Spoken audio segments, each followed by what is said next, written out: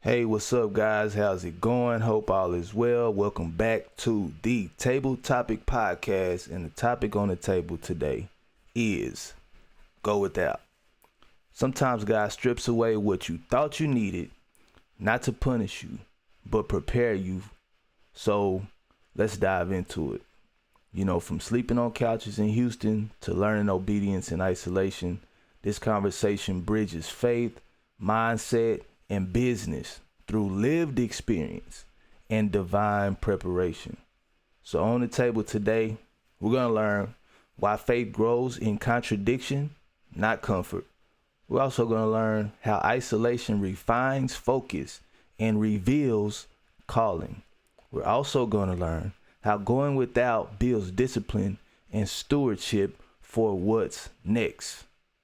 And finally, how to recognize when lack is actually leverage. So tune in for real testimony, practical mindset shifts, and a reminder that the season you're surviving might be the training you prayed for. The season you're surviving might be the training that you prayed for. Guys, we all talk about faith when we have it. But what happens when faith is all you have? Right? So when I first came home from college, undergrad, I'm moving back to Texas from New York. Fast forward a few years are going by, I've tried out some things, some marketing, some sales jobs, some side hustles, but nothing is just quite taking. Nothing is quite taking. The most consistent income that I had was working at a hotel, and that was for $8. We eventually got a raise, appreciative for that, and I made $9. Guys, this is as a college graduate. I'm making $9. Now, everybody's selling this dream. Hey, go to school, get your education, get yourself a good job. Listen, I could have got that job as a 17 or 18-year-old. I don't even know if they hired under 18, but I could have got that job without no education. Not that it didn't make me better, but I did get that job. I felt like I could have got that job without any education. But anyways, so fast forward a few learned lessons on business ventures that didn't maximize. I essentially said, you know what? I think that I'm going to try to get into the MBA program, because at the time for me, an MBA sounded like top notch, like next level. Like an MBA to me sounded like it's like a lawyer certification of the law world, or it's like the doctor certification of business. So an MBA to me, it just sounded and seemed very, very profound. And not only that, I had an opportunity to get my courses paid for. So not only was I going to be able to get to learn how to better be a business person, I also had my classes were covered based on, family military benefits. And so essentially, the toughest thing I had to do was study for the GMAT. After I studied for the GMAT, I got in on a probationary acceptance. What was the probationary acceptance? The probationary acceptance was because I was a sociology undergrad that I had to pass all of these business courses prior to getting into the actual master coursework. And so I set my sights on Houston, Texas, went to Houston, Texas, got into TSU, and after that, it was just up to me to be able to make class every day. This was a full-time program. And so what I first started doing, I literally didn't have a place to stay at first. I didn't really know how I was going to do it. I'm definitely wasn't one to want to go to the dorms. I had a relationship back home, and essentially what I did, living 3.5 hours away, you know, instead of just making excuses or saying no or trying to do something convenient at the local college. I don't think the local college had master courses. I don't know that for sure, but I don't think it did. But basically I ended up driving down there on Tuesday, get up Tuesday morning, drive 3.5 hours, go to class, get out of class on Tuesday afternoon, stay the night at a guy that I knew like like a friend from my hometown. He like a couple years younger than me. So basically I drove, stayed the night on Tuesday night, Wednesday night, and then drove back home for the weekend. So essentially I was going up there, staying the night, staying on the couch, going to class, leaving. And to me, that's faith under pressure. Now, I didn't have an actual agreement. You know, I really didn't even have that much money. It took gas to drive back and forth. You know, I had the car note due, so I had help. Don't get me wrong now, I had help. But this is one thing that I want people to know. Faith is necessary to believe in yourself, because you have to have the audacity to ask people to support you. If you don't have the audacity to ask people to support you, you're going to be at a disadvantage, even though there may be people willing to assist you. Now, the thing about that is you have to do something with the help that you get. The best thing you can do is maximize the help that you get, maximize the opportunities. Now, if I would have went up there every day and I wasn't going to class, I wasn't dressed for class, I didn't have my own ride, it would have been tough. I would have had to make the sacrifice and stay on campus. But I was very professional in how I communicated. I was very, locked in to getting those classes done, because I was 26 years old at the time that I started. 26 years old was the cutoff for the program that I was using. And so you couldn't take any, you had to go back-to-back consecutive semesters. And so the pressure was on. The pressure was on because I'm 26, so I got to get in there before I turn 27. Not only am I 26 and have to get in there before I turn 27, I cannot take a semester off. I have to go consecutive, semester to semester, class to class, until I'm finished with this MBA program. You talk about pressure. You don't got somewhere to stay permanently. You want to be as least invasive as possible.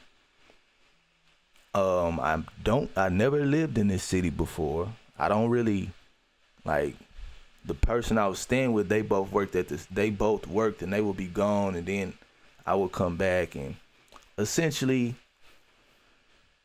it was just faith under pressure. It was faith under pressure.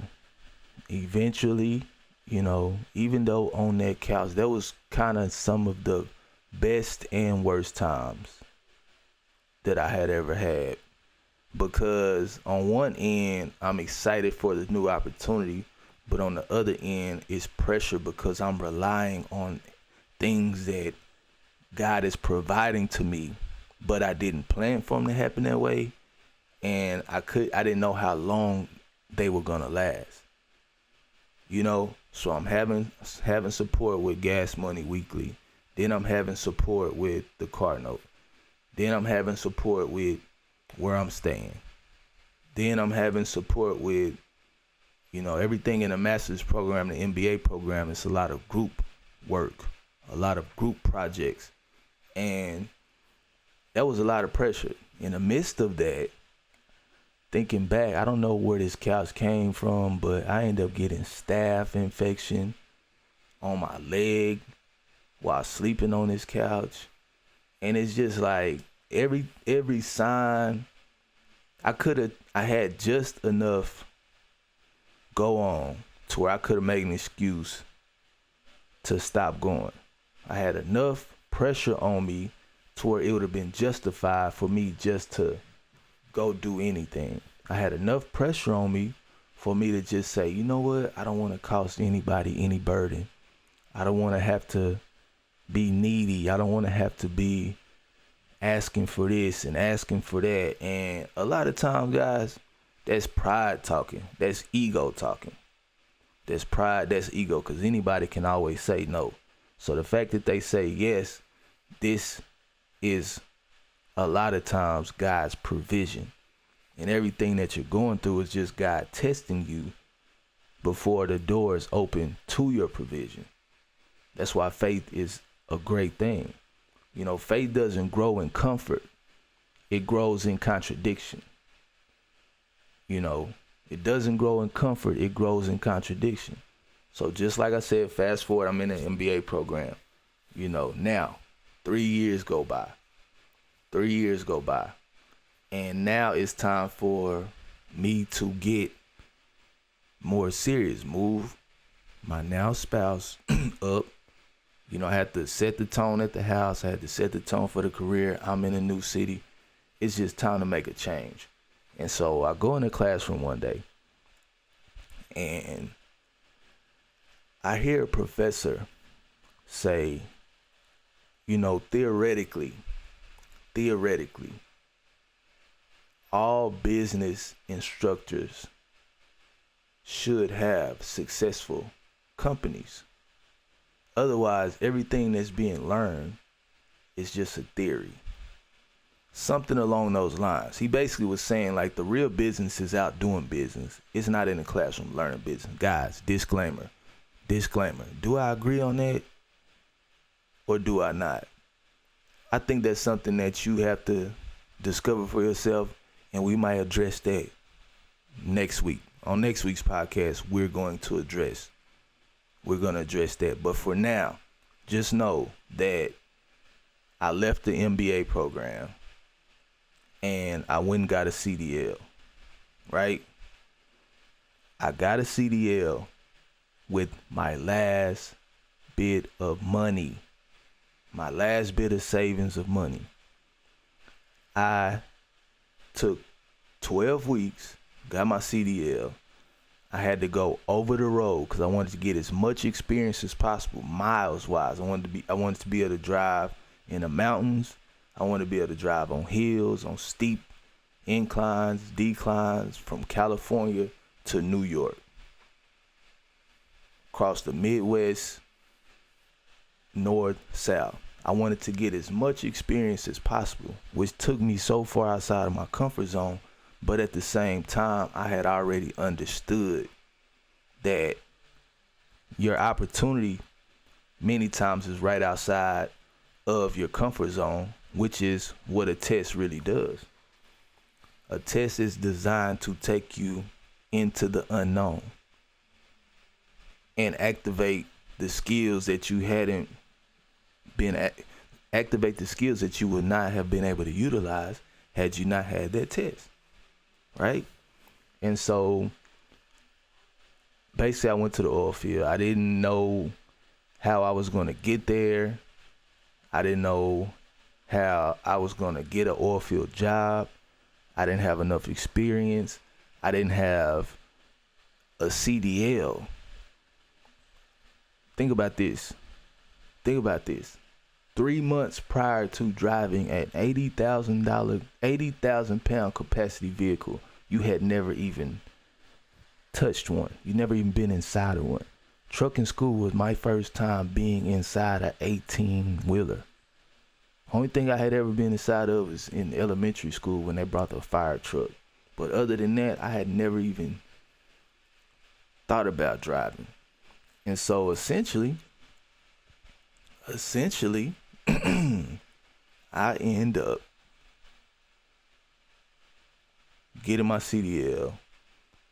Fast forward 10 months later, after I got my hazmat and I got my tanker. I was always told, finish through the line, not at the line. So instead of just getting a CDL, I got my hazmat, I got my tanker, right? So now, 10 months later, an opportunity comes up and there are openings, and guess what? The oil field. But here's the catch. You have to be an independent contractor. Therefore, you have to own your own vehicle. You have to own your own vehicle. And so, essentially, I'm just like, how in the world am I going to get a truck? I go to these people, I don't have credit. I don't even have a business history of this company making money. I'm just forming this company just to take advantage of this opportunity. Everybody's telling me I need 20% down. These trucks is 60, 70, 80, 90, 100,000 and up. I barely had the $3,500 to get trucking school paid for, let alone, me trying to work and save up. After I got an apartment now, I got a vehicle now. Like, I'm walking by faith. Like I said, all of this is not planned out ahead of time. All this is figured out and provided for in the midst of time, in the midst of the moment. All of this is happening. So I eventually find a person who has trucks that they lease for $7,000 down and like $1,200 a month. And I looked at what they made, and I was like, oh yeah, I know I'll be able to make the monthly payments, but I gotta figure out how to get this truck off the lot. And on top of that, you gotta have equipment to pump the oil. And it's just like, the only thing that I'm saying is, there is no way that I'm gonna let this opportunity pass up just because I'm unable to connect some dots. When I know if I just connect the dots, I'll get to see the picture. I'll get to understand and get to experience what I set out to do. And so I'm just like, man, listen, I'm just sitting in the house. I'm researching every day. I'm so far into this research, it's almost like it never occurred to me that I was gonna miss this opportunity, because I refused to believe that I was gonna miss that opportunity, because I wouldn't even let my mind wrap my head around the fact of missing this opportunity. That's the very definition of faith. Believing something so strongly that your mind starts to plan for it before you have it, and things start to be provided to you, and it seems like what's holding on to what the provision is coming from God, because God is seeing that you're believing. That's what it seemed like to me, because looking back, I don't even know, like it never occurred to me that I wasn't going to connect the dots. Never. Not one thought. And even when a thought tried to come, I'd be like, nope. I would literally tell myself like, nope. We're not even, nope. And so it occurred to me that I can get somebody to co-sign for me a loan. I got a loan for about $8,000 co-sign. I set $3,000 to the side, because understand this, I always been business minded now. I know how to go all in, but you still have to be smart. You know what I mean? You don't want to go into business when you don't know what could happen, bad or good, and you don't want to need every bit of money if you can avoid that. So what I did, I talked to people down. They allowed me to put down $5,000 on this vehicle, sign a 3-year lease, pay $1,200 a month. I put $3,000 to the side in another account, and I started my business with $5,000.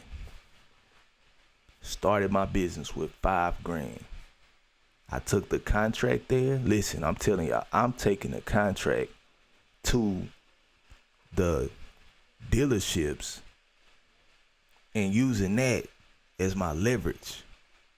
So that was my credit. I'm like, look, but I'm telling the people that I already got the vehicle. So I'm sending the specifics of the vehicle to the people so that they can give me the opportunity for the contract. Then I can go take the contract to the company to get approved for this three-year lease. And it's like, bro, when I tell you faith doesn't grow in comfort, it grows in contradiction.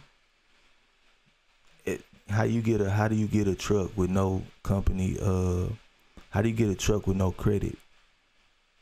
And how do you get accepted for a contract with no truck? That's a contradiction. But that's where my faith grew. That's when I was tapped in. That's when I was locked in. That's why I wasn't gonna take no for an answer. I'm just sitting there like, look, man, Terrell, this is what you came up here for, bro. This is what you came up here for. This is an opportunity of a lifetime. This is going to change your life, change the trajectory of your life. You're going to experience more money than you ever have in your entire life. It's more money than most people are making. This type of money puts you in a top percentage of earners in the entire country. And that's not even including what your spouse makes. So there's just no way that I was going to allow this situation, this opportunity to pass me by. It just was not going to happen. And some of you out there have situations that seem like they're contradicting each other. I want to build a business, but I don't have money. I have money, but I don't have the experience. I have the experience and the money, but it seems like the competition is way ahead of me. It's like you have these thoughts that are contradicting what you're trying to do. The first thing I would say is you don't know. There are things that are going to happen in your favor that you don't know yet. So you got to understand that the scenarios that we create in our minds can never be what will 100% happen.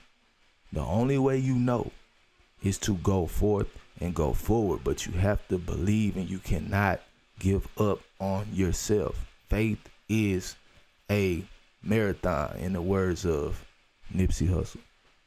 It's not a sprint. It's endurance. It's endurance. It's light enough to where you can do it, but you got to be consistent enough to go through the pain and the tension. And so basically I took that opportunity, and 10 months later I was in the oil field. Went on to make multiple six figures. You know, God forms the vessel before funding the vision. God forms the vessel before funding the vision. God forms the vessel before funding the vision. Guys, y'all got to be with me on that. Everything that you're going through is molding you to be who you need to be before the funding comes in. If you guys follow me on TikTok, this is one of the examples that I say invest in yourself early on with smaller amounts of money, smaller opportunities, smaller side projects, gigs, side hustles, so on and so forth. Invest in yourself on a smaller level so that when the big money actually comes, you will have a system in place. And for those who don't understand, I'm not the one to tell you investing as far as 401ks and stocks and bonds. That's not what I'm talking about. I'm talking about take a portion of your money, whether it's your savings, your income, whatever. This is only if you want to be an entrepreneur. If you're trying to start your own business. This is business talk. This is not employee talk. This is business talk. You can be an employee, but this is business talk. So when I say take a portion of what you make and set it aside on a small scale. All right, I'm gonna take these. Like me, for instance, my first investment. Okay, I'm gonna take these. What was it? I'm gonna take these $125. I'm gonna get these shirts for $5. I'm gonna get them printed up for $7 or $8, and then I'm gonna sell them for $35. So I had invested in myself with $120 and turned that into hundreds or maybe upwards. What is 22 shirts? 22 shirts times $35. 22 shirts times $35. That's what I started with. 22 times 35. $770. I turned $125 into $770 with an idea. So by the time it came to investing in myself as far as the trucking company, I had worked up my nerves. That's what it means. God forms the vessel before funding the vision. I was already being equipped with the capacity to invest in myself and take risk and believe that it's gonna succeed on a smaller level before I was ready to do it on a higher level. So by the time I got to that 5,000 invested, guess what? That I knew, sit that 3,000 to the side and make it happen out of this 5. Cause you got your vision, you got your beliefs, you got God, and you got the numbers. Go make it happen with 5. Cause the rule number 1 in business is pay yourself first. Period. Point blank. Pay yourself first if you can. Of course, take care of your employees if you got them, but pay yourself first. And so what I understood is how to give myself a little cushion and then walk and then stretch this $5,000. And so that's where the mindset shift starts to take place. That's where the mindset shift starts to take place. You'll never hear your calling clearly in a crowded room. You'll never hear your calling clearly in a crowded room. Contrast loneliness versus alignment. Isolation as the environment for clarity. Guys, you'll never hear your calling clearly in a crowded room. You know how many people that I told that I wanted to move to Houston to be in the oil field, but I was willing to go to school to learn business first. I didn't know how I was going to get there. But I had to get there to be there. You know what I'm saying? It's like, there's no oil field jobs here in my city where I'm from. And so, you know how many people, oh man, you can't do that. Oh man, you ain't gonna do that. Oh man, why you wanna do that? Oh, that's only for these type people. And they don't hire us out there. It's like my visions always grow. And my belief and my strength always grows when I have that time to sit to myself and just envision where I want to be and who I want to become.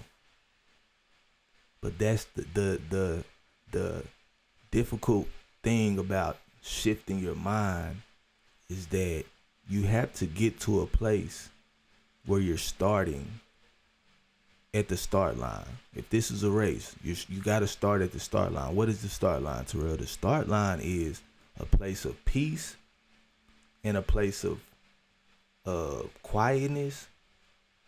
I'm talking mentally, where you can just say, what do I want to do in the next 6 weeks? What do I want to do in the next 6 days? Who do I want to be in the next 6 years? That's the start line. And then you can give yourself a fair chance at running that race, running that marathon. But many of us don't start at the start line because it's like, who do I want to be in the next 6 days? Well, I don't know, cause You know, my parents did this and I ain't never had nobody show me this and I don't. It's like all the chatter of the noise puts you to have to explain to yourself why you can do something, why you even want to do it before you can plan on how to do it. You're like the chatter and the noise, and if you don't shift your mindset, the noise will have you explaining yourself to yourself.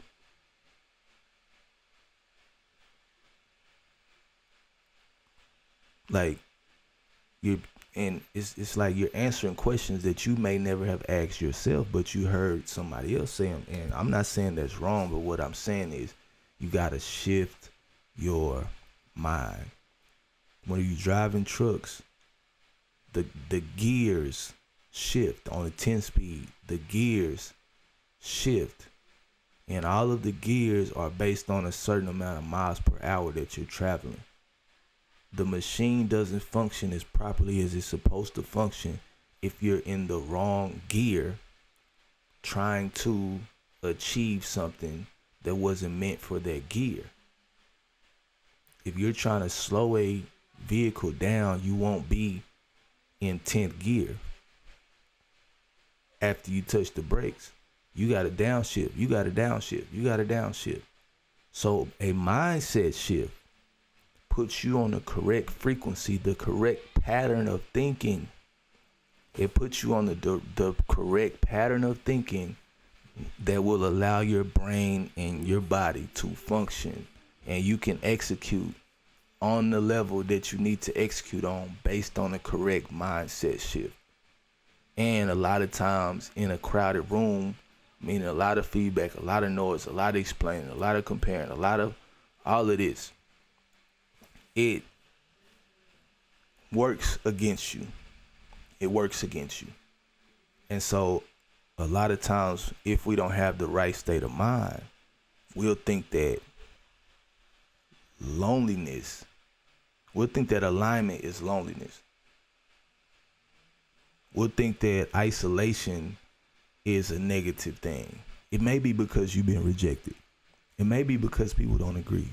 It may be because you don't feel like nobody understands you. For whatever reason, that you're isolated and that you're lonely in that chapter. If you believe in God, like we do here at Table Talk, we'll know that God orchestrated it to give you time to get clarity, give you time to speak to God, to hear from God, and then to stand on business. So yeah, guys, a mindset shift to get yourself on the thought pattern, the thinking pattern, the thought frequency, the faith frequency. To get yourself on the faith frequency to allow you to maximize who you can be and what you're trying to do.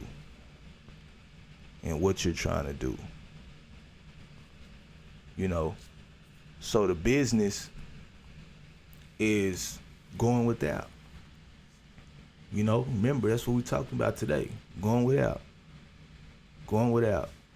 I talked to you about how I went without having somewhere to stay or having a plan for how I'm going to stay in Houston.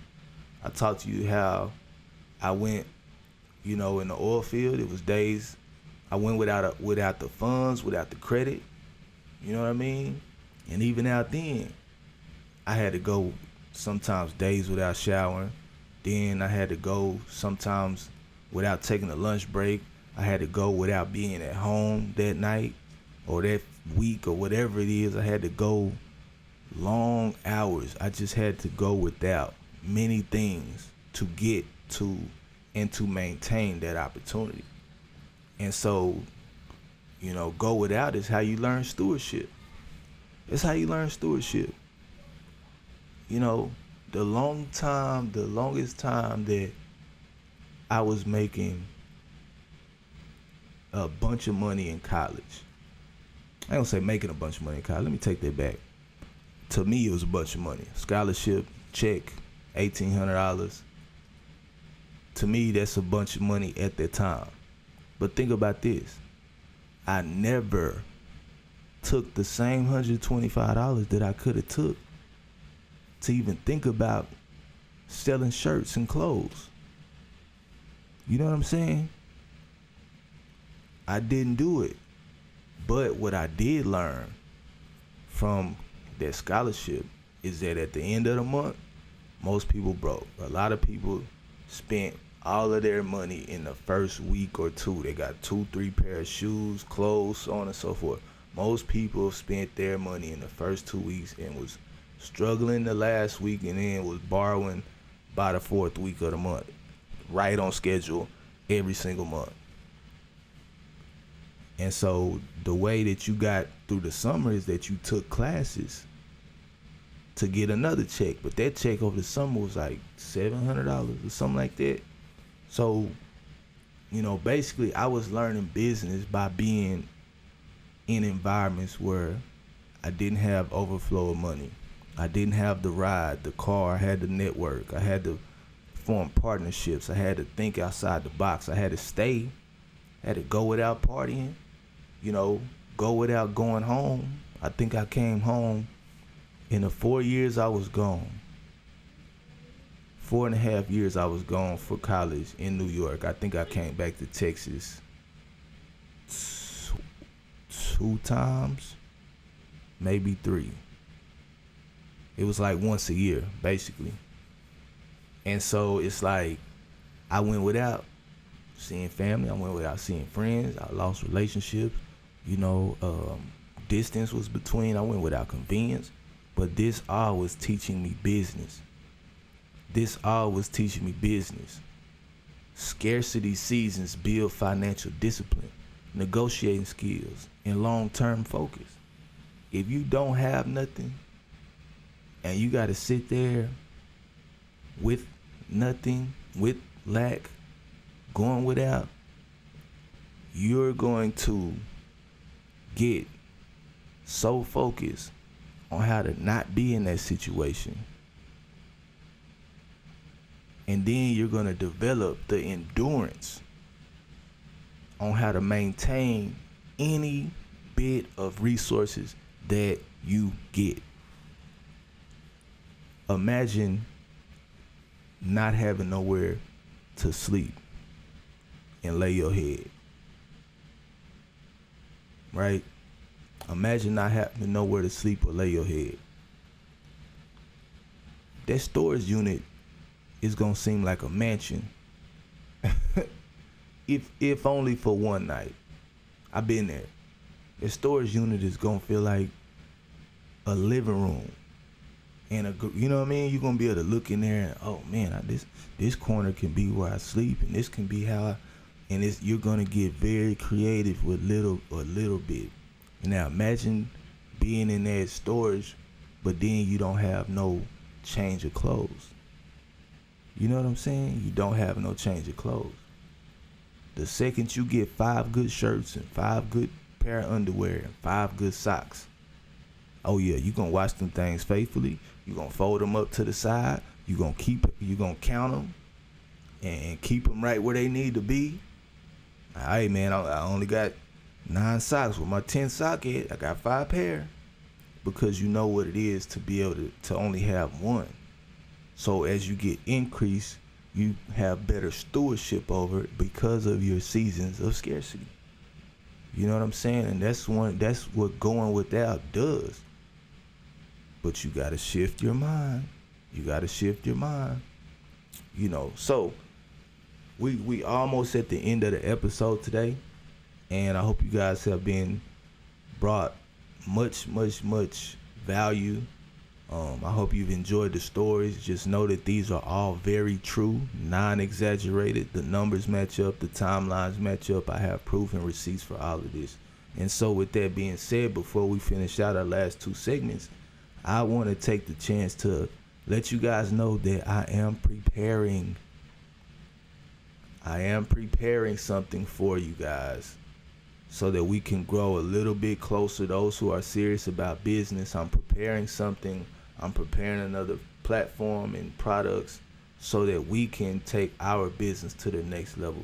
So guys, if you're interested in that, please email me at terrelljacksonofficial@gmail.com.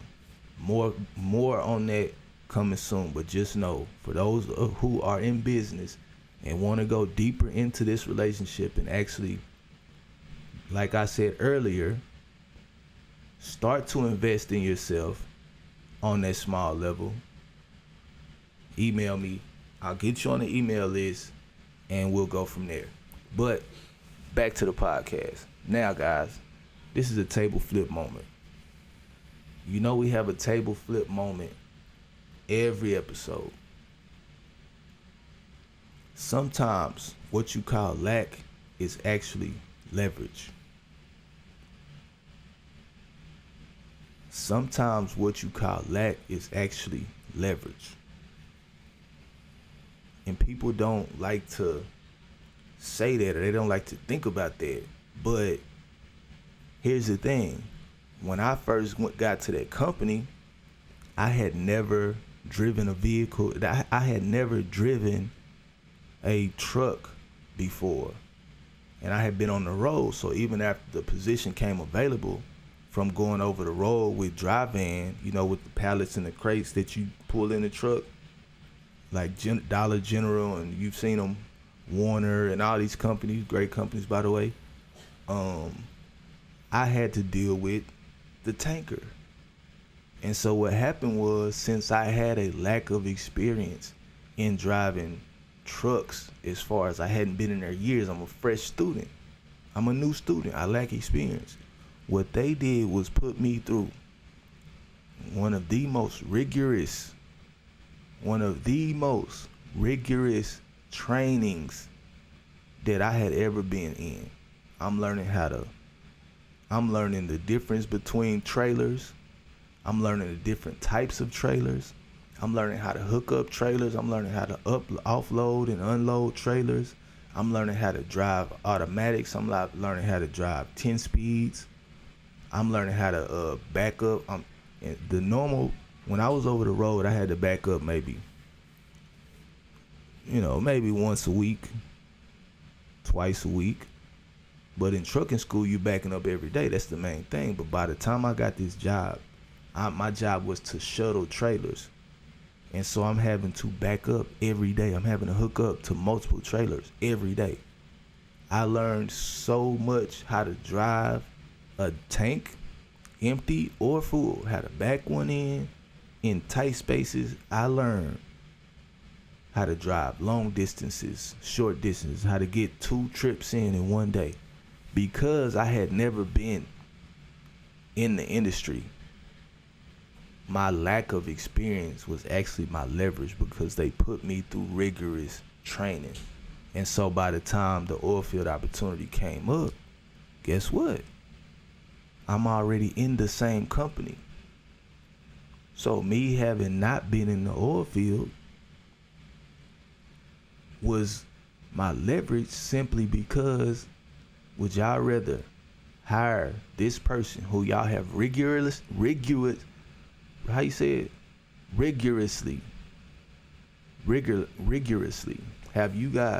do you guys rather take a chance on an outside person who's been in the oil field a long time, or would you guys rather have this guy that you train in your company rigorously for the last year? Would y'all rather have me transfer over and get my own truck, or would y'all take a chance on somebody outside? Y'all know how I work. Y'all know my work ethic. Y'all know y'all train me. Boom. That was my leverage. Where everybody else was saying, oh, how you gonna get in there? You don't got the experience. You don't got it. All of that became my leverage. Because had I been experiencing all of that, I would have just been in a pool of people who put in the application. But nah, this is the guy. And their policy was, we hire you to retire you. So I leveraged my lack of experience. And got in the door by the grace of God.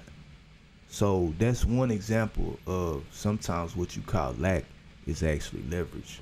You know what I mean? And that's just some food for thought for y'all. So, if you want to go without season right now, don't waste it. You know, just have good self-reflection and remember that getting to that silent place, going without the people that you thought was going to support you, supporting you, going without having contact with people, going without people understanding you, going without the money or going without the fancy look or the fancy equipment, whatever it is that you're able to go without, take this opportunity to plan out your process so that when the resources, when the time, when the relationships, when all of this comes into effect, then you already know who you are, you know what you need. And in a perfect world scenario, if the next 10 people came up to you and asked, hey, what do you need for me to help you with in order for you to get to who you want to become and where you want to be? Have those answers ready, guys. If somebody, this is an under the table moment right here. This is an under the table moment right here. If somebody, most people, if somebody was to come and ask them, what exactly do you need for me to help you become the person you want to be or to succeed at what you're trying to do in the next year? And I can call 10 other people who got all different types of experience. What is it that you need? How can I help you? What do I need to do? How much? What time? What do we meet? What do we do? That's a business. That's a business. You want to start a business? Most people want to start the business, but don't understand that the business is going to run based on the systems that either you put in place or somebody else put in place. So let this time of lack, this time without, this time in isolation, this time you're going without what you need, make it the time you use to plan for what you'll need to become who you want to become.